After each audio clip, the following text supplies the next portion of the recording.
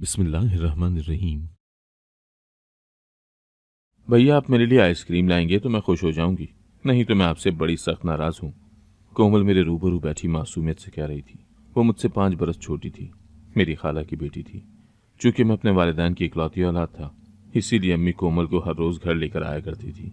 अम्मी कहती थी कि कोमल को देखकर मुझे बड़ा सुकून मिलता है। ऐसा ही लगता है जैसे इसे मैंने अपनी कोख से जन्म दिया हो। ये तो मुझे मेरी सगी औलाद की तरह अजीज है। मुझे भी कोमल बहुत अच्छी लगती थी। ऐसा ही लगता था जैसे वो मेरी बहन हो। मैं उसके नाज नखरे उठाया करता था। आज जब मैं घर से निकलने लगा तो उसने मुझसे फरमाइश की थी कि भैया काम से वापसी पर मेरे लिए आइसक्रीम लेते आइएगा। मैं उसकी हर फरमाइश पूरी किया करता था, मगर आज मैं बेहद उदास था। दरअसल मैं एमबीए कर चुका था और अब मुलाजमत की तलाश में दर बदर फिर रहा था, मगर ऐसा लगता था कि मेरी किस्मत तो नींद की दवा खाकर सोई है, जो जागने का नाम ही नहीं ले रही। दिल बड़ा परेशान रहने लगा था। मैं अपने बेहतरीन मुस्तकबिल की तमाम उम्मीदें खो चुका था। अब मेरी आंखों के सामने गहरा अंधेरा था। आज सुबह ही मेरे दोस्त का फोन आया था। वो मुझसे कहने लगा, वकार, पाकिस्तान में रहकर ही काम करना चाहते हो, या अगर दुबई जाने का चांस मिला तो वो कबूल करोगे? मैं उसकी बात सुनकर हंस दिया और बोला, अपने मुल्क में तो कोई मुझे घास डाल नहीं रहा, दुबई में कहाँ से काम मिलेगा? तब मेरा दोस्त कहने लगा, यार मायूसी की बातें मत करो। मुझे एक मल्टीनेशनल कंपनी का पता चला है जो तालीम याफ्ता अफराद को दुबई भिजवा देती है। तुम वहां जाकर देखो, शायद तुम्हारा काम बन जाए। तुम तो शुरू से ही बहुत ज़हीन किस्म के लड़के हो। मुझे 100% यकीन है कि तुम्हारा कुछ न कुछ ज़रूर बन जाएगा। उसने मुझे बड़ी आस दिलाई थी। आज सुबह जब मैं इंटरव्यू के लिए जाने लगा तो अम्मी से कहकर गया था कि आप मेरे लिए खुसूसी दुआ करना। अम्मी भी बड़ी खुश हो गई कि शायद इस बार मैं कामयाब हो ही जाऊंगा। कोमल भी मेरे पास आ गई और मेरा हाथ पकड़कर बड़ी लजाजत से बोली, भैया आइसक्रीम। मैंने मुस्कुराकर उसके सर पर हाथ रखा और उससे वादा करके घर से निकल गया। मैं अपने दोस्त के बताए हुए पते पर पहुंच गया था। एक लंबी कतार लगी हुई थी। सब लोग अपनी किस्मत आजमाने आए हुए थे। मुझे बहुत ज़्यादा इंतज़ार करना पड़ा था और तब कहीं जाकर मेरी बारी आई थी। मुझे ऑफिस में बुलवाया गया। ये देखकर मैं हैरान रह गया कि इंटरव्यू करने वाले 2 पाकिस्तानी मर्द थे और एक दुबई का शेख था। उन्होंने मेरी सीवी देखी तो बड़े मुतासिर नजर आने लगे। इंटरव्यू करने वाला पाकिस्तानी मर्द बोला, मिस्टर वकार, आप तो बहुत होनहार हैं। आपको अपनी कंपनी में जॉब देकर हमें बड़ी खुशी होगी। ये बात सुनकर तो मैं 7वें आसमान पर पहुंच गया था। दूसरा आदमी बोला, हम आपको दुबई भेज देंगे, आप बस 8 लाख का इंतजाम कर लें। दुबई में आपकी सैलरी बहुत ज़्यादा होगी, पाकिस्तानी 4 लाख बनेंगे। मैं ये बात सुनकर खुश हो गया था, मगर 8 लाख रुपए का जिक्र सुनकर मेरा चेहरा उतर गया था। अरबी शेख कहने लगा, आप सुबह ही 8 लाख ले आइएगा, हम आपको 2 हफ्ते के अंदर अंदर दुबई भेज देंगे। मैंने हामी भर ली और उनके ऑफिस से निकलकर बाहर आ गया था और वेटिंग रूम में ठहर गया था। पहले मुझे कभी तरक्की करने का मौका नहीं मिला था। दिल उदास होता था, मगर सोचता था कि एक न एक दिन मेरी किस्मत भी खुल जाएगी। आज किस्मत ने मेरे दरवाजे पर दस्तक दी थी। कामयाबी मेरे पास खड़ी थी, मगर मेरे पास पैसे नहीं थे। आज मैं बेहद दिल बर्दाश्ता हो गया था। मैं चुपचाप बैठा था जब एक लड़का मेरे पास आकर बैठ गया और कहने लगा, हो गया इंटरव्यू? मैंने इस बात में सर हिला दिया था। वो कहने लगा, तभी चेहरे पर इस कदर उदासी है। मैं भी इस वक्त इसी दर्द से गुजर रहा हूँ जिसमें आप मुब्तला है। मुझसे भी शेख ने 8 लाख का तकाजा किया है। भला ये क्या बात हुई? अगर आपको लगता है कि मैं इस काबिल हूँ कि मुझे जॉब दे दी जाए, तो फिर मुझसे पैसों का तकाजा क्यों किया जा रहा है? सच तो यह है कि अरबी शेख एक अय्याश किस्म का मर्द है। ये अपनी शैतानी ख्वाहिशात को पूरा करने के लिए हमसे पैसों का तकाजा कर रहा है। मैंने सुना है कि ये शेख लड़कियों का बहुत शौकीन है, जब तो पैसे मांग रहा है। खैर, अब मुझे भी मुलाजमत की ज़रूरत है, मुझे पैसों को बंदोबस्त करना ही पड़ेगा। इतना कहकर वो उठकर चला गया था। परेशान इतना था कि मुझे कोमल की फरमाइश याद ही नहीं रही थी। अब कोमल मेरे रूबरू बैठी थी, मुझसे बातें कर रही थी। मैं तो उसके हुस्न में खोकर रह गया था। आज मैंने उसको मुनफरिद नज़रिए से देखा था। आज तक मैंने उसे बहन माना था, मगर न जाने आज दिल को क्या हुआ था कि मैं उसे एक लड़की समझकर देख रहा था। वो बेहद हसीन थी। वो मेरी नज़रों से घबरा गई थी। उसने मेरी जानिब देखा और बोली, भैया आप क्या देख रहे हैं? मैंने नफ़ी में सर हिलाया और बोला, कुछ भी नहीं, बस सोच रहा हूँ कि मेरी बहन कितनी मासूम है। मेरी बात सुनकर उसकी आंखों में आंसू आ गए थे। मैं घबरा गया और बोला, क्या बात है कोमल, रो क्यों रही हो? वो कहने लगी, भैया आप बहुत अच्छे हैं, सारी दुनिया से अच्छे हैं। मैं हैरान हुआ और बोला, तुम्हें अचानक क्या हुआ जो मेरी तारीफ करने लगी हो? अभी थोड़ी देर पहले ही तो कह रही थी कि मुझसे बात नहीं करोगी। वो कहने लगी, भैया मैं कान रखती हूँ, सब लोगों की बातें सुन लेती हूँ। मुझे पता है कि लोग मुझे पागल कहते हैं, मेरी बड़ी दिल आज़ारी होती है, मगर आपने मुझे पागल नहीं कहा। आपने मेरे लिए मासूम का लफ्ज़ इस्तेमाल किया है अम्मी सच्ची तो कहती हैं कि अपने तो अपने ही होते हैं। मैं कोमल की बातें सुनकर हैरान हुआ था। आज मुझे वो समझदार लगने लगी थी।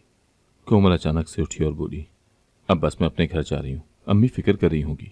वो चारपाई से उठकर खड़ी हो गई। उसने अपने गले में डाला हुआ दुपट्टा अच्छी तरह सर पर जमाया। उसने खुद को मुकम्मल तौर पर छुपा लिया था। मैं हंस दिया और बोला, इस तरह दुपट्टा लेना किसने सिखाया? तो वो कहने लगी, मेरी अम्मी ने। वो कहती हैं, कोमल तुम मेरे दिल का टुकड़ा हो, तुम्हें कुछ हो गया तो मैं जी नहीं पाऊंगी, इसीलिए खुद को मुकम्मल छुपा कर रखा करो ताकि किसी की नज़र तुम पर पड़े ही ना। मैंने सर हिला दिया तो वो खुद ही बाहर की तरफ चल दी। मैं बोला, अरे रुको, इस तरह अकेली क्यों जा रही हो? अम्मी कहाँ हैं? वो तुम्हें छोड़ाएंगी। कोमल वापस पलटी और कहने लगी, आपको इतना भी नहीं पता क्या? हालत तो अब बूढ़ी हो गई हैं, वो थक जाती हैं रास्ते में। उन्हें जहमत देना मुझे अच्छा नहीं लगता, इसीलिए मैंने अपने घर का रास्ता खुद ही याद कर लिया है। आप फिक्र न करें, मैं चली जाऊंगी। इतना कहकर कोमल मेरे घर से बाहर चली गई थी। अम्मी छत पर थी। जब वापस आई तो उनके हाथ में मेरे कपड़े थे। वो मुझे घूर कर देखने लगी और बोली, वकार तुमसे ज्यादा तो मेरा ख्याल कोमल ही कर लेती है। खुद से बेगाना है मगर घर के कामों में मेरी मदद करवाने की कोशिश करती है। और एक तुम हो कि किसी चीज की कोई परवाह ही नहीं है तुम्हें। मैंने कल से तुम्हारे कपड़े धोकर छत पर डाले हुए हैं, धो नहीं सकते तो कपड़े छत से उतार तो सकते हो ना। मुझ में इतनी ताकत नहीं है कि रोज रोज सीढ़ियां चढ़ा करूं। अम्मी बोलती बोलती एकदम से चुप कर गई थी। वो कहने लगी, वकार तुम्हारी जॉब का क्या बना? अम्मी के चेहरे पर बड़ी आस थी। मैं उनका दिल नहीं दुखाना चाहता था, इसलिए बोला, अम्मी अच्छे की उम्मीद रखें। मुझे यकीन है कि मेरी मुलाजमत का कुछ न कुछ हो जाएगा। मेरी बात सुनकर अम्मी की आंखों में आंसू आ गए थे। वो फूट फूट कर रोने लगी। अम्मी ने मेरे सामने हाथ जोड़ दिए। वो कहने लगी, वकार खुदा के वास्ते अपने लिए काम ढूंढ लो। तुम्हारे अब्बू की जिंदगी खतरे में है, उन्हें बचा लो। तुम जानते हो ना उनका इलाज किस कदर महंगा है। हमारे पास पैसे नहीं है, अब तो लोग कर्ज भी नहीं देते। मैंने अम्मी से कहा, आप फिक्र न करें, सब ठीक हो जाएगा। अम्मी को मैंने दिलासा दिया था। मेरे अब्बू के गुर्दे खराब थे, उनकी हालत बहुत बुरी हो चुकी थी।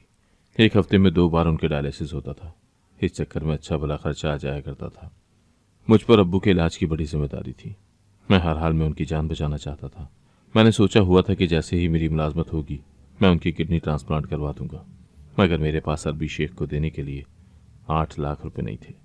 कोई हमें उधार भी नहीं दे सकता था, क्योंकि बहुत से लोगों से हमने पहले ही कर्ज ले रखा था। 2 दिन ऐसे ही गुजर गए थे। तीसरे दिन मुझे ऑफिस से कॉल आई थी। वो मुझसे पूछ रहे थे कि मैंने पैसों का इंतजाम कर लिया है क्या। मैंने कहा कि अभी तक तो कुछ भी नहीं कर पाया। आगे से जवाब आया कि आपके पास मजीद 2 दिन का वक्त है। अगर आपने पैसों का इंतजाम कर लिया तो ठीक, नहीं तो हम आपकी जगह किसी और को मौका दे देंगे। ये बात सुनकर मुझे मजीद परेशानी होने लगी थी। मैंने सोचा कि अम्मी से बात करता हूँ, उनसे कहता हूँ कि पैसों का कोई इंतजाम कर दें। मैं अम्मी के कमरे में गया तो वो अपने बिस्तर पर लेटी हुई थी। चेहरा कदरे जर्द पड़ा हुआ था। मैं जानता था वो कुछ परेशान सी थी। इस दुनिया में मुझे सबसे ज्यादा मोहब्बत अपनी माँ से थी। मैं उनको परेशान नहीं देख सकता था। दिल किया कि उठकर वापस चला जाऊं, मगर फिर सोचा कि एक बार बात करने में क्या हर्ज है। मैं बोला, अम्मी आपके पास सोने के जेवरात पड़े हैं? मेरी बात सुनकर अम्मी के चेहरे पर एक करबनाक सी मुस्कुराहट फैल गई थी। वो कहने लगी, मेरे पास बहुत से जेवरात थे, मगर मैंने वो सारे फरोख्त कर दिए थे। मैंने तुम्हारे अब्बू के इलाज की खातिर अपने पास सोने की एक अंगूठी भी नहीं छोड़ी। मैं बोला, अम्मी कोई रिश्तेदार है जो हमें कर्ज दे दे? मेरे सवाल पर अम्मी की आंखों से आंसू जारी हो गए थे। कहने लगी, वकार हमने जिनसे कर्ज लिया है ना, वो सुबह शाम 2-2 बार हमारे घर के चक्कर लगाते हैं ताकि उनकी रकम वापस कर दी जाए। मुझे बताओ तुम ये सब क्यों पूछ रहे हो? इससे पहले कि मैं अम्मी को कोई जवाब देता, उनकी तबीयत बिगड़ गई थी। उनका चेहरा एकदम सर्द पड़ गया था। वो दर्द से बिलबिला उठी थी और फिर मेरे देखते ही देखते वो बेहोश हो गई। न जाने उन्हें अचानक से क्या हो गया था। मैं बोला, अम्मी क्या हुआ है? मगर अम्मी होश से बेगाना थी। मैंने जल्दी से अम्मी को उठाया और घर से बाहर निकल गया। मैंने शोर डाला कि कोई मेरी मदद को आओ। मोहल्ले का एक लड़का जल्दी से मेरी जानिब बढ़ा था। उसने एक रिक्शा रोका और हमारे साथ बैठकर डॉक्टर के पास आ गया था। डॉक्टर ने अम्मी का चेकअप किया तो मुझसे कहने लगा, आपसे कोई बात नहीं छुपाऊंगा, साफ साफ बता देता हूँ कि आपकी अम्मी जिंदगी के आखिरी अय्याम जी रही हैं। इनके दोनों गुर्दे फेल हो गए हैं। या तो आप अपनी अम्मी का किडनी ट्रांसप्लांट करवाएं या फिर इनकी आखिरी सांसें गिनें। यह सुनकर तो मुझ पर गम का पहाड़ टूट गया था। मैं बोला, डॉक्टर क्या गुर्दों की बीमारी अछूत होती है? पहले मेरे अब्बू इस मर्ज में लाहक थे और अब अम्मी। डॉक्टर ने नफी में सर हिला दिया और बोला, नहीं, यह अछूत बीमारी नहीं है, बस ये सब अल्लाह के काम है। अल्लाह बीमारी देकर इंसान की आजमाइश करता है। डॉक्टर ने मुझे मजीद बताया कि अम्मी के गुर्दे के साथ एक गुर्दा मैच करता है। डोनर बहुत ज़्यादा पैसे मांग रहा है। लेकिन अम्मी की जान बचाई जा सकती है। मैंने सर हिला दिया और अस्पताल से बाहर निकल आया। जिंदगी मुझे उस नहज पर ले आई थी कि खुद से नफरत होने लगी थी। मैं घर आ गया था क्योंकि मैं सबके सामने रोना नहीं चाहता था। मर्दों के बारे में ये बात मशहूर है ना कि उन्हें दर्द नहीं होता। मर्द तो रो भी नहीं सकता। मेरी माँ बड़ी तकलीफ में थी। उनका चेहरा मेरी आंखों के सामने से हटता ही नहीं था। मैं रोता चला जा रहा था जब भी मेरे घर का दरवाज़ा खोलकर कोई अंदर दाखिल हो गया था। ये कोई और नहीं बल्कि कोमल थी। मैंने अपने आंसू साफ करने की कोशिश की थी, मगर वो मुझे रोते हुए देख चुकी थी। भागकर मेरे पास आ गई और बोली, भैया आपको क्या हुआ है? आप क्यों रो रहे हो? मैं बोला, कोमल, अम्मी जिंदगी और मौत की जंग लड़ रही हैं। वो अस्पताल में दाखिल है। दुआ करो कि वो बच जाए। मेरी बात सुनकर कोमल रोने लगी थी। उसका चेहरा उस वक्त खिलते हुए गुलाब जैसा लग रहा था। वो कामिल हुस्न की मालिक थी। कहने लगी, मुझे खाला को देखने के लिए जाना है। उसको देखकर मेरे दिमाग में तारीकी छा गई थी। एक लम्हे के लिए मैं सही और गलत का फ़र्क भूल गया था। मैं बोला, सच में कोमल, तुम अम्मी के पास जाना चाहती हो? उसने इस बात में सर हिला दिया था। मैं बोला, तुम मोहल्ले से बाहर निकल जाओ, मैं बाइक लेकर आता हूँ, फिर मैं तुम्हें अस्पताल ले जाऊँगा। मुझे बताओ, तुम मोहल्ले से बाहर अकेली जा सकती हो ना? वो बोली, भैया ज़्यादा सवाल जवाब मत करें, मेरे दिल को कुछ हो रहा है, मुझे खाला से मिलना है। मैंने कहा, ठीक है, तुम चलो, मैं आता हूँ। वो घर से बाहर निकल गई थी और मैं अभी तक अपनी जगह से उठ नहीं पाया था। मेरे कंधों पर बहुत बड़ा बोझ आन गिरा था, गलत इरादे का बोझ। मैं सोच में मुब्तला था कि आया मुझे ये कदम उठाना चाहिए भी या नहीं। मेरी नज़रों के सामने कोमल की मासूम सी शक्ल घूम रही थी। फिर अपनी माँ का चेहरा नजर आया तो मैंने एक ही लम्हे में फैसला कर लिया था। मैं उठकर खड़ा हो गया और बाइक लेकर निकल गया। मैंने कोमल को खुद से पहले इसलिए भिजवा दिया था ताकि किसी को इल्म ना हो कि वो मेरे साथ गई है। जब उसकी गुमशुदगी की इत्तला मोहल्ले में फैलती तो किसी को मुझ पर शक नहीं होता। मैं मोहल्ले से बाहर निकला तो वहाँ परेशान सी कोमल खड़ी थी। वो बहुत गमज़दा लग रही थी। मुझे देखकर कहने लगी, भैया इतनी देर क्यों लगा रहे हैं? मुझे खाला के पास जल्द से जल्द पहुँचना है। मैंने उसे बाइक पर बिठाया और अपने साथ ले गया था।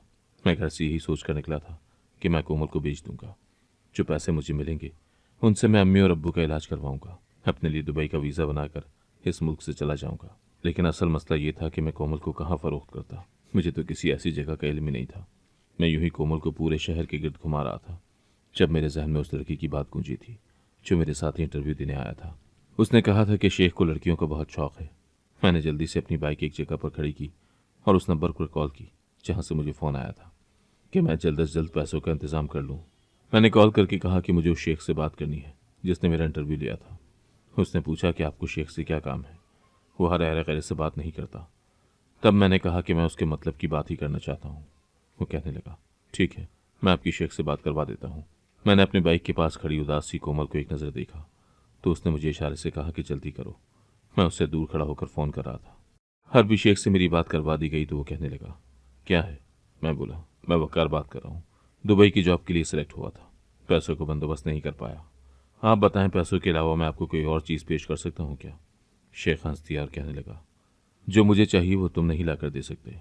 मैं बोला, फिर भी बताओ तो सही। तब वो कहने लगा, मुझे निकाह करना है, कोई लड़की चाहिए। मैं बोला, मैं लड़की ला कर दे दूँ तो मुझे कितने पैसे मिलेंगे? वो कहने लगा, अगर लड़की अच्छी लगी तो 30 लाख दूंगा, ना अच्छी लगी तो जॉब भी नहीं दूंगा। मैं बोला, मुझे पता बताओ कहाँ पहुँचूँ? उसने अपने घर का पता दे दिया था। मैं उसे लेकर वहाँ पहुँचा तो कोमल कहने लगी, भैया हम कहाँ आ गए हैं? मैं बोला, तुम फिक्र न करो, हम बिल्कुल ठीक जगह पर पहुँचे। कोमल ने सर हिला दिया था। मैं उसे अरबी शेख के घर ले गया। अरबी शेख ने जब कोमल को देखा तो वो मुस्कुरा दिया था। वो मुझसे कहने लगा, तुम तो बहुत कमाल की चीज़ लेकर आए हो यार। मैं मुस्कुरा न सका था। दिल चाहता था कि फूट फूट कर रोने लगूं। खालिद शेख ने अपने मुलाजिम को इशारा किया और कहा कि एक संदूक लेकर आओ। वो जल्दी से संदूक लेकर आया और मेरे सामने रख दिया। शेख कहने लगा, इसको खोल कर देख लो। मैंने खोल कर देखा तो वो संदूक पैसों से भरा हुआ था। कहने लगा, इसे उठाओ और तुम जाओ। मैं बोला, इस लड़की के साथ निकाह तो कर लो। वो कहने लगा, तुम्हें इस बात की फिक्र नहीं करनी चाहिए, मैं निकाह कर लूँगा, तुम यहाँ से चले जाओ। तब मैंने नफ़ी में सर हिला दिया और बोला, मैं इसे यूं ही आपके हवाले करके नहीं जाऊँगा, पहले आप मेरे सामने निकाह करें फिर मैं जाऊँगा। शेख ने सर हिला दिया और कहने लगा, अगर ये लड़की मुझे अच्छी ना लगी होती तो मैं तुम्हारी ख्वाहिश कभी भी पूरी न करता, लेकिन अब ये मुझे पसंद आ गई है तो मैं तुम्हारे सामने ही निकाह पढ़ा लेता हूँ। हरबी शेख ने जल्दी से मौलवी साहब का इंतज़ाम किया था। कोमल ये सब देखकर हैरान खड़ी थी। उसकी आंखों में आंसू आ गए थे। वो कहने लगी, भैया ये सब क्या हो रहा है? मैंने आपसे कहा था कि मुझे खाला के पास लेकर जाएं। आप मुझे कहाँ लेकर आए हैं और ये किसके निकाह की बात हो रही है? मैं उसे जवाब नहीं दे पाया था। तब तक मौलवी साहब आ गए और फिर कोमल का निकाह शेख के साथ पढ़ा दिया गया था। कोमल ने मुझे गमज़दा निगाहों से देखा था। उसने किसी किस्म का कोई एहतजाज नहीं किया था, मगर उसकी आंखों में जो गम था उसे देखकर मेरा कलेजा मुंह को आ रहा था। मैं जाने लगा तो उसने मेरा हाथ पकड़ लिया। उसकी आंखों से आंसू गिर रहे थे। मैंने सोचा कि शायद वो मुझे बद्दुआ दे या फिर मुझे वास्ते दे कि मुझे अपने साथ ले जाएं, लेकिन उसने मेरा हाथ पकड़कर मुझसे फ़कत एक बात कही थी। वो कहने लगी, भैया, अगर मैं आपकी सगी बहन होती तो क्या तब भी आप मेरे साथ यही सब करते? मैं उसकी बात का जवाब नहीं दे पाया था और वहाँ से निकल गया। मैं फूट फूट कर रोता रहा था। खैर, वो पैसे लेकर अस्पताल पहुँचा, डॉक्टर को रकम दी और कहा कि मेरी अम्मी का किडनी ट्रांसप्लांट कर दें। अम्मी का ऑपरेशन हो गया था और ऑपरेशन कामयाब हो गया था। अब्बू का इलाज भी बदस्तूर चल रहा था। उधर मोहल्ले में कोमल के गुम होने की इत्तला फैल चुकी थी। हर इंसान गमज़दा था। उसके बारे में रिपोर्ट दर्ज करवा दी गई थी। पुलिस उसे ढूंढ रही थी, लेकिन उसका कुछ पता नहीं था। मेरी खाला मेरे गले लगकर बहुत रोई थी और कहने लगी, वकार, तुम अपनी अम्मी के इलाज में मसरूफ़ थे ना, तभी मेरी बेटी गुम हो गई है, वरना तुम जैसा भाई जिस बहन का हो वो ऐसे तो गुम नहीं हो जाती। खाला की बात सुनकर तो मैं शर्म से डूब मरने के मकाम तक पहुंच गया था। खाला कहाँ जानती थी कि उनकी बेटी की गुमशुदगी के पीछे किसी और का हाथ नहीं बल्कि मैं ही था। खैर, मैंने खाला को दिलासा दिया और कहा कि मैं अपनी बहन को ढूंढ लाऊंगा। अब और क्या कहता, उन्हें ये तो कहने से रहा कि ये सब मेरा ही किया धरा था। खैर, पुलिस भी अपनी ड्यूटी सर अंजाम दे रही थी, लेकिन कोमल का कुछ पता नहीं चल रहा था। जाहिर सी बात है कि शेख ने भी कच्ची गोलियां नहीं खेल रखी थी। उसने भी मुकम्मल इंतजाम किया हुआ था। हर तरफ उदासी और शोक की फिजा छाई हुई थी। मेरी अम्मी भी ठीक होकर अब घर आ गई थी। मुझे अरबी शेख ने वीज़ा भी दे दिया था और मैं अम्मी के लिए एक नर्स और एक मुलाजमा का इंतजाम करके बोला, अम्मी, अब मैं परदेश जाऊंगा, आपके लिए पैसा कमाऊंगा, आपका ख्याल ये नर्स रख लेगी। अम्मी रोने लगी और कहने लगी, मेरी बेटी जो थी वो मेरा ख्याल रखती थी, वो तो गुम हो गई है। अब मैंने जी कर क्या करना है? मैंने अम्मी को दिलासा दिया और कहा कि आप फिक्र न करें, आपकी बेटी भी मिल जाएगी। मैं खाला से मिलने उनके घर गया तो खाला पहले से बहुत ज़्यादा कमज़ोर हो गई थी। उदासी उनके चेहरे से झलक रही थी। वो कहने लगी, वकार, तुम अपनी बहन को ढूंढे बगैर जा रहे हो, मगर मैं तुमसे गिला नहीं करती। तुम्हारी भी मजबूरी है ना। बाप बिस्तर पर पड़ा है और माँ मौत के मुंह से निकल कर आई है। ऐसे में तुम कमाने नहीं जाओगे तो फिर उन दोनों का क्या बनेगा? तुम्हारा जाना बनता है। मेरे बेटे, तुम जाओ, लेकिन दुआ करना कि मेरी बेटी मुझे मिल जाए। मैंने कहा, मैं दुआ करूंगा। मैं वापस आ गया और अपना सामान पैक करने लगा था, लेकिन सच कहूं तो मेरी नज़रों के सामने से कोमल एक लम्हे के लिए भी नहीं हटती थी। उसका मासूम चेहरा हर वक्त मुझे दिखाई देता था। मैं जानता हूं मैंने बहुत गलत किया था। ये सवाल मेरे दिमाग में हर लम्हे गूंजता रहता था। उसने मुझसे पूछा था, भैया, अगर आपकी सगी बहन होती तो क्या आप उसे भी बेच देते? मैंने इस सवाल का जवाब तलाश करने की कोशिश की थी। मैंने यही जवाब पाया था कि अगर मेरी सगी बहन होती तो मैं ऐसा ना करता। जाहिर सी बात है, रिश्ते में खोट थी मेरी तरफ से। वो तो अच्छी थी, वो तो मुझे भाई ही समझती थी, लेकिन मैंने उसके साथ बहुत जुल्म किया था। मैं भारी दिल के साथ दुबई आ गया था। मैंने दुबई की रौनकों के बारे में बहुत सुना हुआ था, लेकिन वो कहते हैं ना कि जब इंसान का दिल ही मर जाए तो कोई भी चीज़ इंसान को अच्छी नहीं लगती। मुझे भी दुबई शहर अच्छा नहीं लगता था। मुझे घुटन महसूस होती थी। ऐसा लगता था कि ये शहर मेरी बहन का कसूरवार है। ना मुझे दुबई का वीज़ा मिलता और ना ही मैं अपनी बहन को फरोख्त करता। खैर, मैंने काम करना शुरू कर दिया था। मेरा काम आसान था, बस ऑफिस में बैठकर कंप्यूटर में काम करना होता था, लेकिन मेरा दिमाग आजकल बहुत परेशान रहता था। मैं बार बार अम्मी को फ़ोन करता और पूछता कि कोमल मिली है या नहीं। अम्मी उदास हो जाती और कहती, मुझे मालूम है तुम कोमल के लिए बहुत फिक्रमंद हो, लेकिन मेरे बेटे अभी तक वो नहीं मिली। उसका कुछ अता पता नहीं है।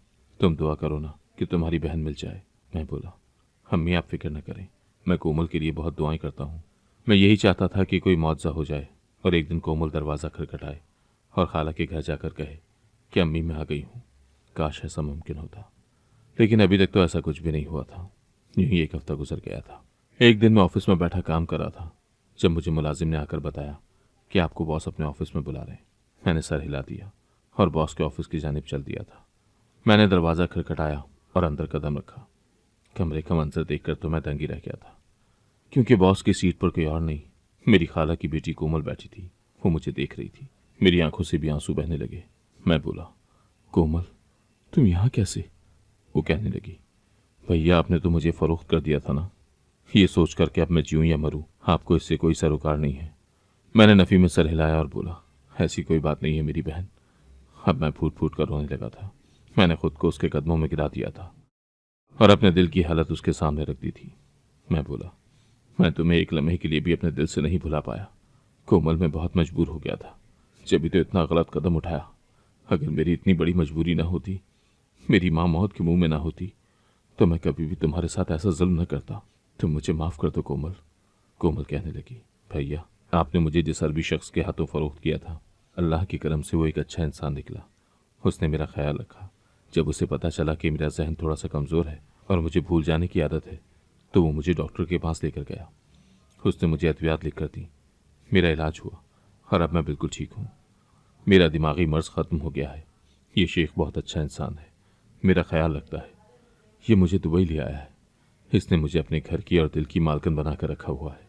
मैं खुश हूँ, लेकिन अम्मी को याद करके रोती हूँ। तो शेख कहता है कि वो मुझे बहुत जल्द पाकिस्तान ले जाएगा। मैं एक दिन अपने शौहर से मिलने के लिए ऑफिस आई तो आपको यहाँ बैठे काम करते देखा। तभी दिल में ख्याल आया कि मुझे अपने भाई से मिल लेना चाहिए। आपसे मैं बहुत नाराज़ थी, लेकिन परदेश में अपने सगे को देखकर दिल से उदासी ख़त्म हो गई। अब मुझे नहीं पता कि मुझे ज़िंदगी भर आप पर दोबारा यकीन करना भी चाहिए या नहीं, लेकिन क्या करूँ, परदेश में अपना नजर आया तो मैं आपसे बात किए बिना न रह सकी। मैं बोला, मुझे माफ़ कर दो। मैंने कोमल को यही मशवरा दिया कि तुम्हें एक बार वतन वापस जाकर अपनी वालिदा से मिल लेना चाहिए, वो बहुत गमज़दा है। कोमल कहने लगी, ठीक है, मैं अपने शौहर से बात करूंगी। और फिर एक ही हफ्ते में मुझे पता चला कि कोमल वापस वतन चली गई है। वो अपने शौहर के साथ गई थी। एक दिन अम्मी का मुझे फ़ोन आया था। वो बहुत खुश थी, चहचहा रही थी। मैंने उनकी खुशी की वजह पूछी तो कहने लगी, कोमल घर वापस आ गई है। मैंने कहा, वो कहाँ गई थी? तो अम्मी कहने लगी, कोमल ने बताया कि वो घर से बाहर निकली थी, मुझसे मिलने के लिए अस्पताल जाना चाहती थी, लेकिन रास्ता भटक गई थी और तब उसे एक अरबी शेख मिला था। वो उसे अपने घर ले गया था, उससे निकाह किया और साथ दुबई ले गया। ज़रा से इलाज के बाद जब उसकी यादाश्त वापस आ गई तो वतन वापस आ गई है। अम्मी की बातें सुनकर मेरी आंखें भीग गई थी। कोमल ने बहन होने का हक अदा कर दिया था।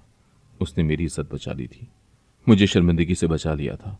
किसी को ये नहीं बताया कि मैंने उसे बेच दिया था। अफसोस कि मैं भाई होने का हक अदा न कर सका। खैर, अरबी शेख भी अब सुधर गया है। उसने कोमल को दिलो जान से अपनी बीवी कबूल कर लिया है और अब वो दोनों एक मुकम्मल जिंदगी गुजार रहे हैं। अगर आपको आज की कहानी पसंद आई है तो वीडियो को जरूर लाइक कीजिएगा और अपने दोस्तों के साथ भी शेयर कीजिएगा। और हाँ, अगर आपने अभी तक हमारा चैनल सब्सक्राइब नहीं किया तो जरूर सब्सक्राइब करें। मिलते हैं कल एक नई और दिलचस्प कहानी के साथ। अल्लाह हाफिज।